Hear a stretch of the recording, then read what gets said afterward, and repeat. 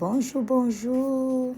C'est votre sœur Flore. Ce matin, nous venons parler de la transformation d'un chrétien.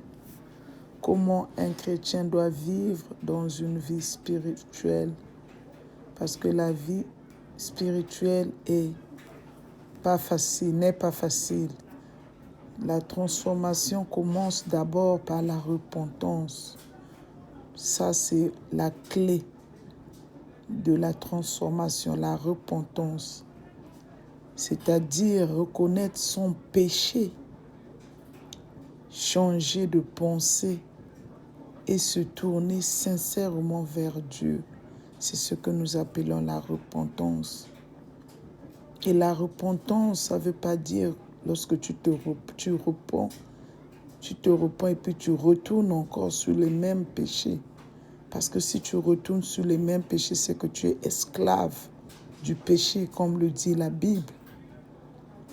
Donc, nous devons vraiment considérer ce premier acte qui est la repentance.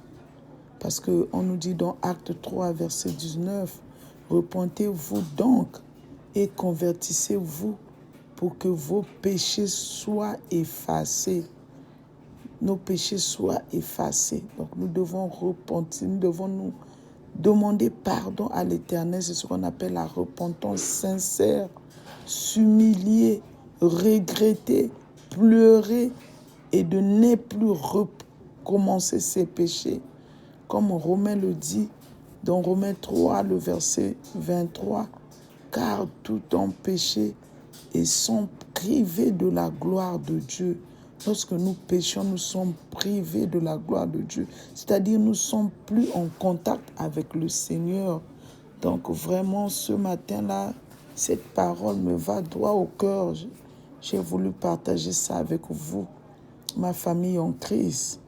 Un vrai chrétien reconnaît qu'il ne peut pas se sauver lui-même et qu'il a besoin de la grâce de Dieu. Oui, nous avons besoin de la grâce de Dieu, ma sœur. Nous avons besoin de la grâce de Dieu pour nous transformer, pour changer. Car la transformation ne vient pas par des œuvres, non, mais par la foi en Jésus-Christ. Nous devons croire. Sans Jésus, nous ne sommes rien. C'est Jésus qui transforme en son sacrifiant. Il s'est sacrifié à la croix. Et en sa résurrection, nous sommes sauvés. C'est-à-dire avoir la foi que c'est Jésus.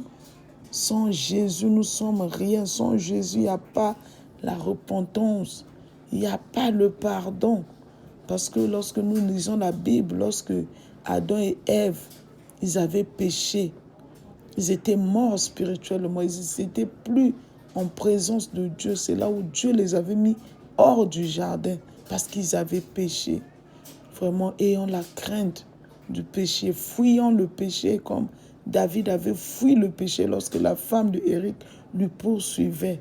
Fuyant le péché, vivant dans la sanctification. Oui, nul n'est parfait, mais lorsque nous péchons, ne gardons pas ça dans nos cœurs, mes sœurs et frères. Demandons pardon, humilions-nous, comme le dit encore dans Romains 19. Si tu confesses de ta bouche le Seigneur Jésus, et si tu crois dans ton cœur que Dieu l'a ressuscité des morts, tu seras sauvé. Oui, croyons que Dieu, lorsque nous confessons nos péchés, croyons que Dieu nous a pardonnés. C'est la foi. Croyons que Dieu nous a pardonnés et ne repartons plus dans ces mêmes erreurs. Poursuivons et évoluons-nous. Un chrétien doit changer de dimension. Nous commençons de A et nous restons toujours à A. Non, un chrétien doit évoluer dans la repentance, dans le pardon, dans l'humilité. C'est ce que Dieu nous demande, c'est ce que je tenais à vous partager ce matin. C'est votre sœur Flore. Shalom, shalom.